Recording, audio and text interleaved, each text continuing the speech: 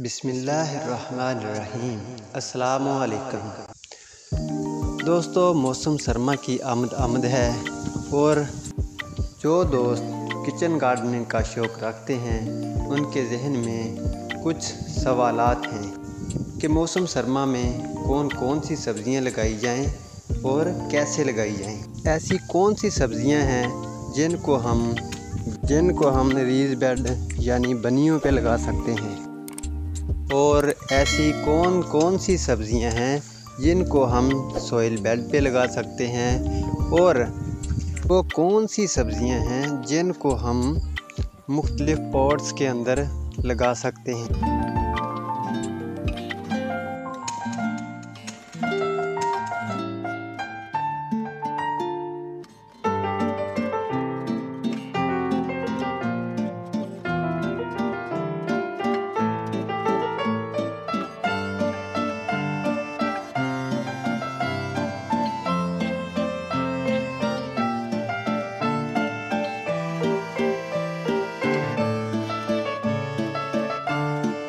محترم ناظرین، موسم سرما کی سبزیوں کو ہم 3 حصوں میں تقسیم کر سکتے ہیں۔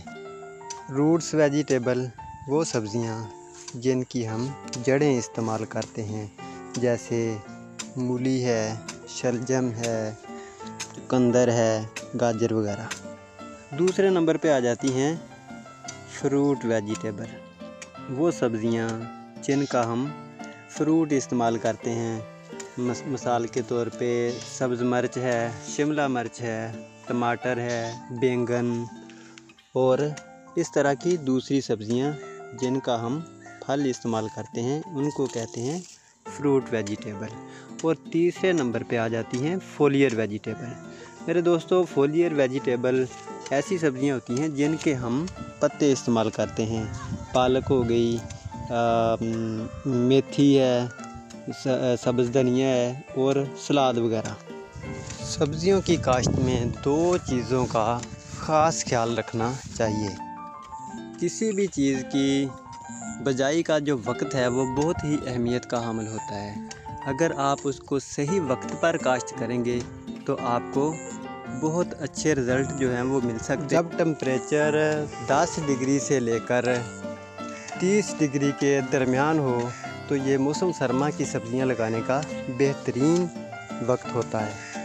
یہ موسم ہمیں 10 اکتوبر سے لے کر تقریباً 10 نومبر تک میسر ہوتا ہے۔ اس درمیان لگائے جانے والے سیڈ کا سکسیس ریٹ ہمیں 80% دیکھنے کو ملتا ہے۔ دوسرے نمبر پہ سبزیوں کی بہترین پیداوار اور بیج کے زبردست اگاؤ کے لیے مٹی کا تیار ہونا ضروری ہے۔ آپ گارڈننگ کے لیے جو بھی ٹول استعمال کر رہے ہیں، آپ اس کی مدد سے زمین کو اچھے طریقے سے تیار کریں۔ زمین میں فاسفورس کی کمی کو دور کرنے کے لیے آپ پولٹری ویسٹ بھی استعمال کر سکتے ہیں۔ اگر یہ چیزیں آپ کو میسر نہیں ہیں تو آپ کسی بھی زرعی مرکز سے آپ فاسفورس کھاد لے کر وہ بھی آپ اپنی زمین میں استعمال کر سکتے ہیں۔ اس سے یہ ہوتا ہے کہ زمین کی جو زرخیزی ہے وہ بحال ہو جاتی ہے۔ مٹی بہترین ہونی چاہیے، نرم ہونی چاہیے، سافٹ ہونی چاہیے، تاکہ اس میں پانی کو جذب کرنے کی صلاحیت موجود ہو۔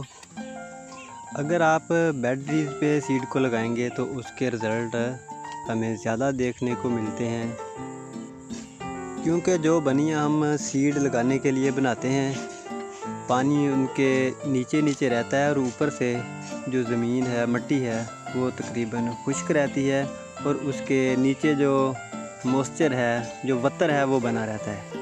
تو بہتر ہے کہ آپ جو بھی بیج لگائیں وہ ریز بیڈ پہ لگائیں، یعنی بنیوں کے اوپر لگائیں تو وہ زبردست ہے۔ نہیں تو آپ کی مرضی ہے، آپ جیسے چاہیں لگا سکتے ہیں۔ یہ کوئی لازمی نہیں ہے کہ آپ نے بنیوں کے اوپر ہی لگانا ہے۔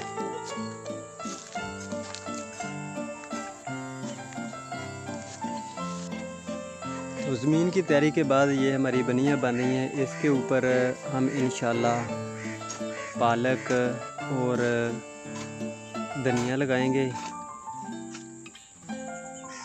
बनिया बनाने के बाद आप इसको हाथ की मदद से ऐसे पंच कर दें ताकि इनका जो लेवल है वो एक जैसा हो जाए और इसके ऊपर जो रोड़ियाँ वगैरह हैं वो नीचे गिर जाए।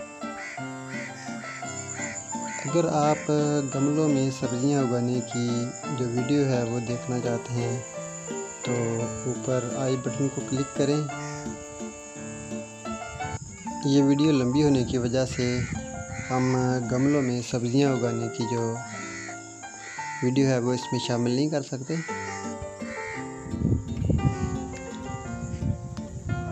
दोस्तों, बनिया बनाने के बाद आपने हाथ की मदद से इनके ऊपर जो सख्त मिट्टी के ढेले हैं या रोड़ियाँ वगैरह आप इसको कह सकते हैं, इसको आपने हाथ की मदद से नीचे गिरा देना है ताकि बीज लगाने में आसानी हो और उनके ऊपर जो मिट्टी है वो बराबर आ सके।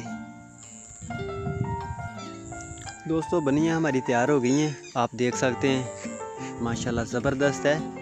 इसी तरीके से आपने ये जो सीड लगाने के लिए बनिया है ये आपने तैयार कर लेनी है। इनका फ़ायदा ये है कि पानी इसके जो खालियाँ बनी हुई हैं इसके नीचे रहेगा और ऊपर सिर्फ इनको पानी की रीस जाएगी और बीज का जो उगाव है वो बड़ा ज़बरदस्त होता है। इससे आगे हम यहाँ पे धनिया वगैरह लगाएंगे और ये जो आगे एक क्यारी बनाई है इसके अंदर हम लगा देंगे मेथी।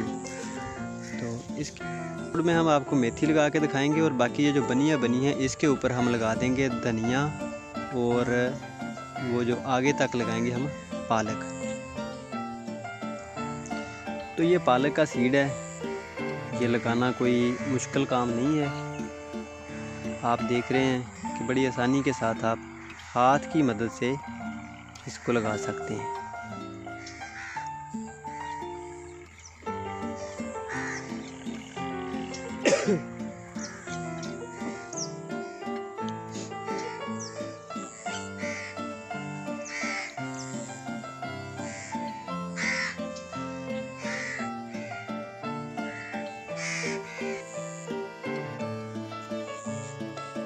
आप ये देख लें, ये पालक का सीड है। आपने 2-3 सीड लेने हैं और ज़मीन के अंदर लगा देने हैं। बस थोड़ा सा पुश करना है और छोड़ देना है, मिट्टी खुद ब खुद इसके ऊपर आ जाएगी। ज़्यादा गहराई में नहीं लगाना। अगर आप ज़्यादा गहरा बीज लगाएंगे तो इसका जो उगाव है वो मुतासर हो सकता है। इसी तरीके से आपने सारा सीड जो है वो लगा देना है।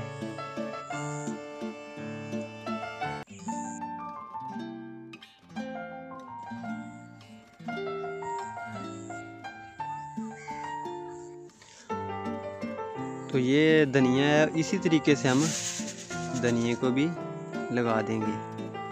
आप सीड देख लें धनिया का, कुछ इस तरह से। इसको भी हम उसी तरीके से लगाएंगे जैसे हमने पालक का सीड लगाया है। आप धनिया को भी उसी तरीके से खेलियों के ऊपर लगा दें।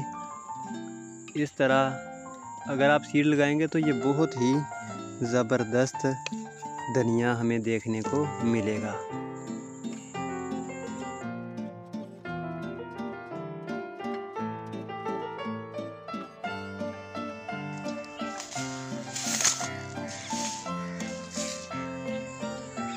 तो ये रही दोस्तों मेथी, इसको हम क्यारी के अंदर लगा देंगे बनियों के बगैर।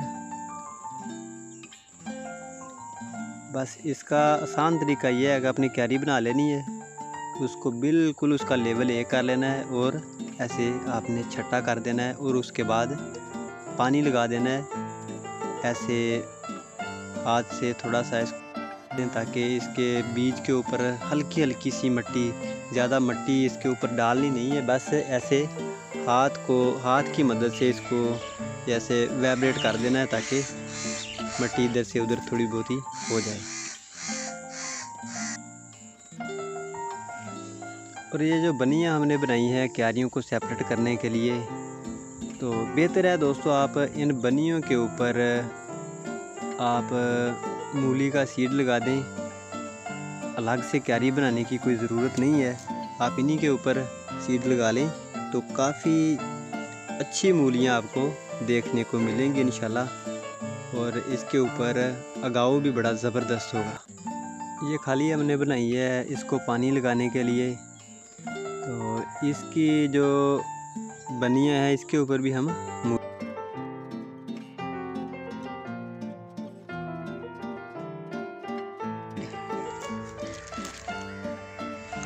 ये देख सकते हैं मूली का सीड हमारे पास मौजूद है और हम इसको निकाल के इसका भी तरीक़ाकार जो है वही है।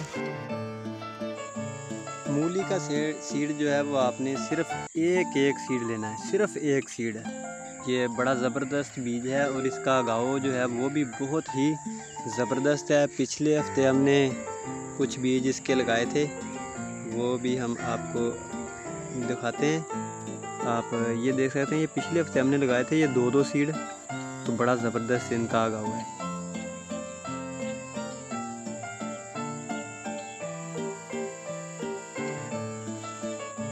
तो इस दफ़ा हम सिर्फ एक बीज लगाएंगे।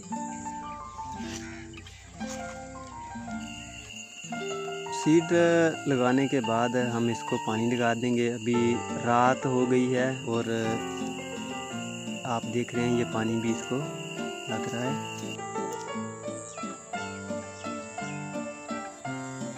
बारह घंटे हो गए हैं इसको पानी लगे हुए।